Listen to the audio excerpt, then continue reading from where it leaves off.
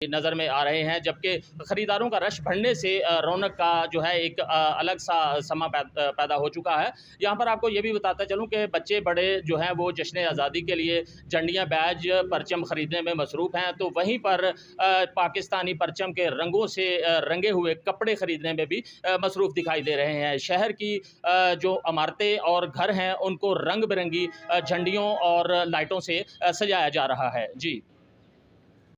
नाज़रीन, अब रुख करेंगे सियालकोट की जानिब। पंजाब फूड अथॉरिटी की कार्रवाई। Director general Punjab food authority Shoaib Jadoon की हिदायत पर पंजाब फूड अथॉरिटी सियालकोट ने डिप्टी डायरेक्टर उज़मा शहज़ादी की सरबराही में फूड सेफ्टी टीमों ने ज़िला भर में मौजूद मुर्ग सेल पॉइंट्स का मुआयना किया है।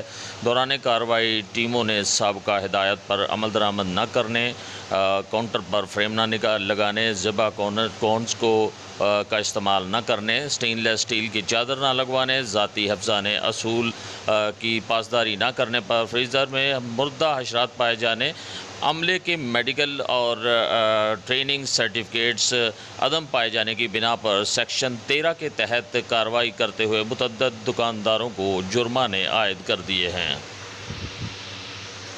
आपको ब्रेकिंग न्यूज़ से आगाह कर रहे हैं। पंजाब फूड अथॉरिटी की कार्रवाई सामने आई है। Director general Punjab food authority Shoaib Jadoon की हिदायत पर पंजाब फूड अथॉरिटी सियालकोट ने डिप्टी डायरेक्टर उज़मा शहज़ादी की सरबराही में फूड सेफ्टी टीमों ने ज़िला भर में मौजूद मुर्ग सेल पॉइंट्स का मुआयना किया है।